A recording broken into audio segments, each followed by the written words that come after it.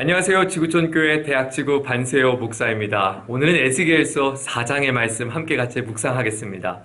에스겔서의 특징인데요. 오늘 본문의 이야기는 하나님께서 에스겔에게 주신 그 말씀이 에스겔의 상징적인 행동을 통해서 드러나게 돼요. 4장의 말씀을 같이 함께 보겠습니다.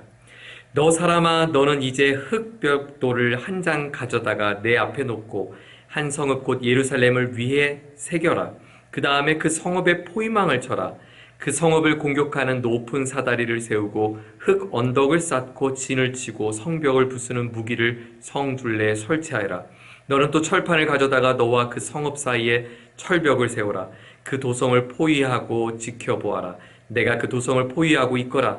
이것이 이스라엘 족속에게 보여주는 징조다. 너는 또 왼쪽으로 누워서 이스라엘 족속에게 죄악을 내 몸에 지니고 있거라. 옆으로 누워있는 날수만큼 너는 그들의 죄악을 떠맡아라. 나는 그들이 범죄한 횟수대로 내 날수를 정하였다. 그러니 내가 390일 동안 이스라엘 족속에게 죄악을 떠맡아야 할 것이다. 이 기간을 다 채운 다음에는 내가 다시 오른쪽으로 누워서 유다 족속에게 죄악을 40일 동안 떠맡고 있어라. 나는 너에게 1년을 하루씩 계산하여 주었다. 너는 이제 예루살렘의 포위망을 응시하면서 내 팔을 걷어붙이고 그 성읍을 심판하는 예언을 하여라.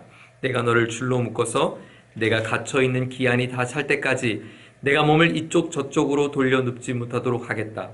너는 밀과 보리와 콩과 팥과 조와 귀리를 준비하여 한 그릇에 담고 그것으로 빵을 만들어 내가 옆으로 누워있는 390일 동안 내내 먹어라. 너는 음식을 하루에 23개씩 따라서 시간을 정해놓고 먹어라. 물도 되어서 하루에 6분의 1 흰씩 시간을 정해놓고 따라 마셔라. 너는 그것을 보리빵처럼 구워서 먹되 그들이 보는 앞에서 인분으로 불을 피워서 빵을 구워라. 주님께서 또 말씀하셨다. 내가 이스라엘 자손을 다른 민족들 속으로 내쫓으면 그들이 거기에서 이와 같이 더러운 빵을 먹을 것이다. 그래서 내가 아뢰었다. 주 하나님, 저는 이제까지 저 자신을 더럽힌 일이 없습니다. 어려서부터 지금까지 저절로 죽거나 물려 죽은 짐승의 고기를 먹은 적이 없고 부정한 고기를 제 입에 넣은 적도 없습니다. 그러자 주님께서 나에게 말씀하셨다. 좋다. 그렇다면 인분 대신에 쇠똥을 쓰도록 허락해준다. 너는 쇠똥으로 불을 피워 빵을 구워라. 주님께서 또 나에게 말씀하셨다. 사람아, 내가 예루살렘에서 사람들이 의지하는 빵을 끊어버리겠다. 그들이 빵을 달아서 걱정에 쌓인 채 먹고 물을 되어서 벌벌 떨며 마실 것이다. 그들은 빵과 물이 부족하여 누구나 절망에 빠질 것이며 마침내 자기들의 죄악 속에서 말라 죽을 것이다. 오늘 주신 말씀은 에스겔에게 하나님께서 상징적인 모습을 통하여 예루살렘의 참혹한 결과를 보게 하십니다. 에스겔에게 말씀하신 하나님의 행동들을 한번 주목해 볼까요? 오늘 본문은 흙벽돌 한 장을 가져다가 예루살렘을 그리라고 합니다. 그리고 포위망을 치고 높은 사다리를 세우고 진을 치고 성벽을 부수는 무기들을 세우고 그리고 중요한 3절에 보면 철벽을 세워라. 예루살렘과 하나님 사이에 막혀있는 단단한 벽, 철벽을 세운 것이죠. 그것이 이스라엘 족속에게 보여주는 하나님의 징조입니다. 하나님 앞에서의 단절된 백성들의 삶의 모습을 보여준 것이죠. 그리고 또 한 가지 에스겔에게 왼쪽으로 390일을 누워있으라, 오른쪽으로 40일을 누워있으라고 말씀합니다. 왜 390일인가? 북이스라엘의 패역한 역사를 1년을 하루로 계산하여 그에게 몸으로 표현하게 하셨습니다. 유다의 마치 40년 광야의 시간처럼 40일의 시간들을 생각하며 그는 누워 있어야 합니다. 그냥 누워 있는 것이 아니라 성읍을 심판하는 예언을 하고 또 줄로 묶어서 내가 갇혀있는 기한이 다 찰 때까지 몸을 반대로 움직이지 못하도록 누워 있는 거예요.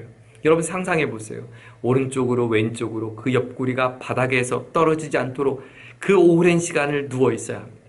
그냥 누워있는 것이 아니에요. 9절에 보니까 밀과 보리와 콩과 팥과 조와 귀리를 한데 섞은 그릇에 그 음식을 먹고 빵을 먹고 또 물 한 움큼을 마시게 했어요. 그런데 보니까 이 곡식도 레위기 19장 19절에 보면 하나님께서 곡식들을 다 섞는 것을 부정하다고 했는데 그 부정한 그 곡식을 허기진 배를 채우게 합니다. 그리고 물도 얼만큼 물이냐면 하루에 6분의 1 흰씩, 그러니까 우리로 말하면 0.6리터, 곡식은 20세겔, 우리로 말하면 230g, 한 줌의 곡식과 그리고 한 컵의 물 하나, 이것이 에스겔이 하루를 견디게 했던 양식이었어요. 이것이 끝이 아닙니다. 인분으로, 사람의 배설물로 빵을 구워 먹으라고 말합니다.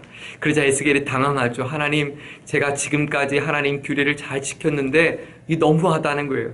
그러자 하나님, 좋다. 그러면 쇠똥으로 빵을 구워 먹으라. 여러분, 끔찍한 일이죠. 네, 무엇을 상징할까요? 이스라엘 백성들, 유다 백성들이 그 모습으로, 그 참혹한 모습으로, 비참한 모습으로 살아왔다는 거예요. 그 부정한 음식으로 허기진 배를 채우고 한 컵에 담을 수 없는 그 작은 물로 연명하는 그 모습, 허망한 것으로 자신의 연약한 영혼을 채우고 있는 패역한 백성들의 모습을 보여준 것이죠. 사랑하는 여러분, 오늘 주님께서 에스겔에게 이렇게 말씀합니다. 16절에 사람아, 내가 예루살렘에서 사람들이 의지하는 빵을 끊어버리겠다. 네, 에스겔에게 주신 하나님의 경고의 마지막 하이라이트는 바로 이것입니다. 내가 그들이 붙잡고 있었던 것, 그들이 매어 있었던 것, 그것으로부터 자유케 하고 싶다. 하나님의 마음이었어요. 에스겔의 이와 같은 상징을 보여주신 하나님의 마음이에요. 저는 오늘 두 가지를 제 마음속에 한번 고백해 봅니다. 먼저는 하나님의 말씀을 맡은 에스겔의 그 무거운 마음이에요. 하나님이 주신 이 말씀을 삶으로 표현해야 돼요. 390일 동안 누워 있어야 되고 40일 동안 누워 있어야 되고 그는 쇠똥을 구워 먹으며 하나님 주신 심판의 말씀을 되새겨야 했을 거예요. 얼마나 비참하고 얼마나 고통했을까. 영혼을 건지기를 원하시는 하나님의 마음을 함께 품은, 아비의 마음을 품은 선지자의 눈물과 고통입니다. 또 한 가지는 허기진 마음을 채우고 있는 것, 나의 마음을 채우고 있는 것은 무엇인가 라는 질문이에요. 오늘 이스라엘 백성들이 허망한 것, 더러운 것, 부정한 것, 아무것도 아닌 그것으로 자신의 허기진 배를 채우려 했었던 것처럼 나는 나의 가란 영혼을 무엇으로 채우고 있는가. 오늘 주시는 말씀 붙잡고 하나님, 영혼을 향한 사랑의 마음으로 내 마음을 채워주옵소서. 주님을 향한 사랑의 마음으로 내 마음을 채워주옵소서. 이 민족을 구원하기 원하시는, 살리기 원하시는 주님의 눈물로 내 마음을 채워지게 하옵소서. 이렇게 함께 기도하고 이번 국내전도를 함께 준비할 수 있는 저와 여러분 되기를 주의 이름으로 축복합니다. 하나님의 에스겔처럼 오늘도 그렇게 우리의 삶의 자리 속에 파수꾼 역할로 감당하기를 원하십니다.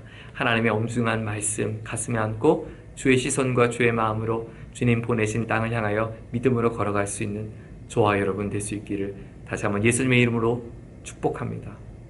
하나님, 에스겔의 마음에 품었던 그 눈물과 고통의 마음을 우리 가슴에 새깁니다.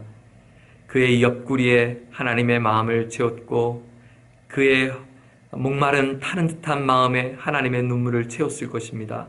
하나님, 우리 모두에게 하나님의 마음을 부어주셔서 이 무더운 여름 하나님이 보내시는 그 땅 우리가 국내전으로 섬겨갈 때 주의 마음으로, 주의 심정으로 감당하며 함께 준비할 수 있는 우리 모두가 되게 하여 주옵소서. 하나님 아버지, 나의 영혼을 무엇으로 채우고 있는가? 주님의 향한 사랑, 하나님이 영혼을 향한 구원하기 원하시는 주의 열정으로 우리의 허기진 영혼을 채워가게 도와주시고 주의 말씀으로 든든히 채우며 주님을 향한 눈물의 기도로 채워지는 복된 하루가 될 수 있도록 인도하여 주옵소서. 예수님의 이름으로 기도드립니다. 아멘.